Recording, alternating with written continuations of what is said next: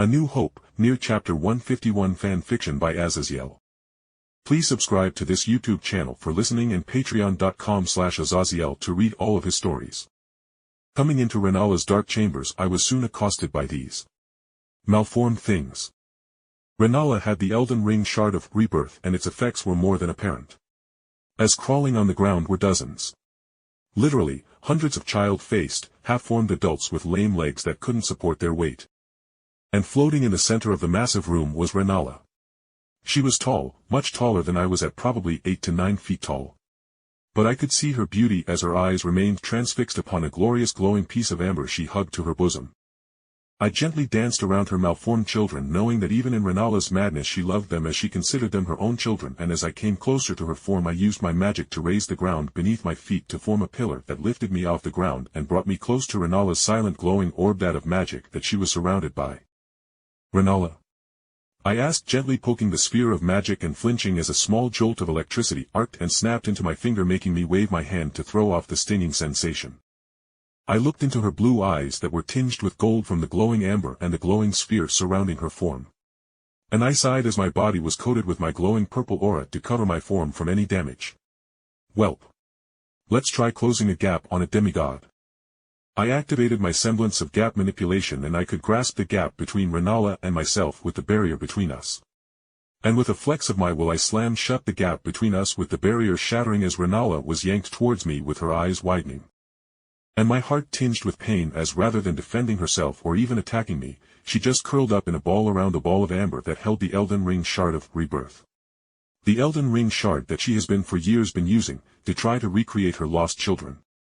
"Now to just seal your magic," I whispered as I gently laid a hand on her shoulder, making her shiver, and then using my gap semblance I closed the gap that allowed her to expel mana from her body, and I shivered with my body tilting forward with some exhaustion, as only her complete disregard for anything that wasn't the amber egg was what allowed me to do that. "Rennala, I can take you to see Runni. Don't you want to see your daughter?" I asked gently as I sat down next to Rennala on the top of my landing I made so her creations couldn't attack me. Dull eyes met my own as I managed to lift her head from staring into the amber orb, and I took a breath as I realized Rennala's mental destruction with the events of the shattering wasn't going to be fixed with some gentle words. Nor would me slapping her do any good, obviously. So, when in doubt, always use dubious magic, and probably creepy amounts of affection to fix mothers who have become either evil or all but brain dead with the losses of their children. It had a 100% success rate so far, after all. "This is going to fucking bite me in the ass, I know it," I muttered as I took a breath, and then I did the unthinkable. I rolled into Rennala's arms and pushed my body over the amber core, forcing Rennala's dim eyes to be filled with my form, and she had no choice but to focus on me. And when her dull eyes almost seemed to focus on me, I grabbed her cheeks, making her blink in surprise, and then I hit her with it. I slammed my aura and gap semblance into her as I sought to close the gap in her mind about her mental issues. Except such a thing wasn't so easy, as within the mind laid the very soul, and trying to mend a broken half-goddess of their mental shattering wouldn't be so easy, so I cheated. With myself between the amber orb, her most important thing in the world.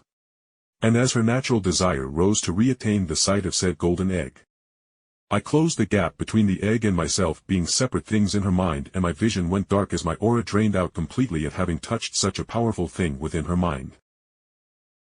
"So, how long have you followed your master?" Melina asked softly as she appeared out of the mist next to A2, who was waiting with her great sword stabbed into the stonework beside her as she watched for anyone coming up the lift leading deeper into the main parts of this supposed magic school. The long silver-haired android looked at the woman and knew something was wrong with her in some way. Like there was something in her eyes that meant she had already decided something, and was just living her life until she met that purpose. That look in her eyes fucking pissed her off.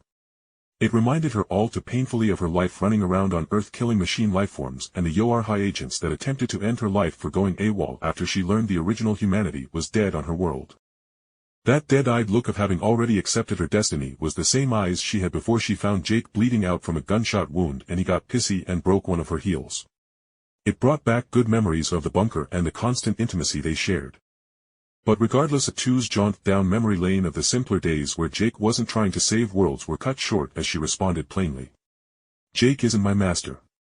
Even if I would happily die for him, but I have been with him all this life of mine, honestly. Atu said with a rare smile crossing her face.